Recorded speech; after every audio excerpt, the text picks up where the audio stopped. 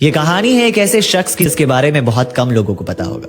एक बार की बात है, रमेश नाम का एक जवान जिसकी पहली पोस्टिंग सिक्किम के लिए हुई थी। वो जिस ट्रेन से जा रहा था उस ट्रेन में सभी आर्मी के जवान थे, लेकिन उसकी बोगी पूरी खाली थी सिवाय उसके। और उसके सामने वाले सीट के नीचे 2 बैग रखे हुए थे जिसके बारे में रमेश को बिल्कुल भी नहीं पता था।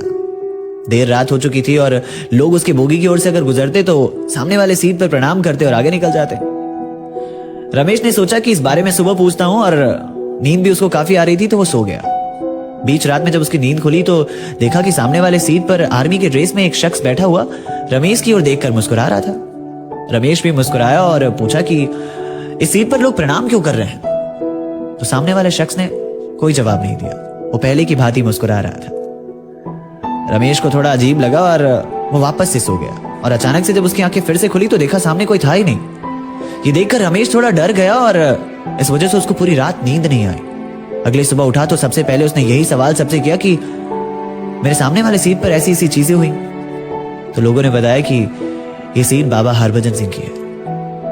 हरभजन सिंह की पोस्टिंग इंडो चाइना के बॉर्डर पर 1966 में हुई थी और एक ग्लेशियर में फंसकर 2 साल में ही उनकी मौत हो गई। जब 3 दिन तक उनका शरीर नहीं मिला तो लोगों ने उन्हें भगौड़ा साबित कर दिया। फिर एक रात वो अपने दोस्त के सपने में आए और अपने शव के बारे में बताया। जब सोल्जर्स ने इस बारे में पता लगाया तो उनका पार्थिव शरीर बिल्कुल उसी जगह से मिला। हरभजन सिंह पिछले 40 साल से इंडो चाइना के बॉर्डर पर भारत की रक्षा करते आए हैं। अगर दुश्मन देश में कोई भी प्लानिंग चलती तो इस बात की खबर वो इंडिया को सबसे पहले दे दिया करते। यहाँ तक कि आज भी बाबा हरभजन सिंह की बिस्तर लगाई जाती और हर सुबह उस बिस्तरों पर सिलवटें पाई जाती और उनके जूतों में कीचड़ पाई जाती।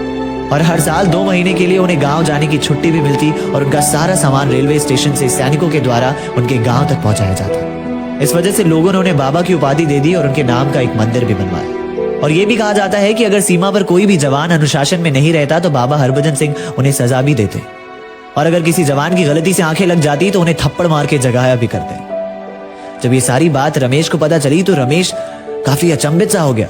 वो अपने बंकर पहुंचते ही सीधे बाबा के मंदिर पर पहुंचा और वापस से वो सारी बातें याद करने लगा जो जो चीजें उसके साथ ट्रेन में हुई थी।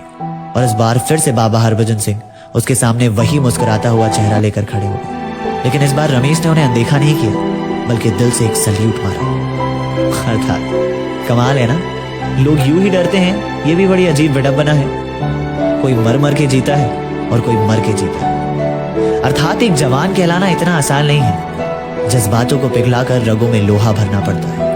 एक जवान होना जैसे पत्थर में जान होना। कभी ठंड में ठिठुर कर देखना, कभी तपती धूप में जल कर देखना कैसे होती है हिफाजत मुल्क की, कभी सरहद पर चल कर देखना। We really really really proud on Indian army. जय हिंद।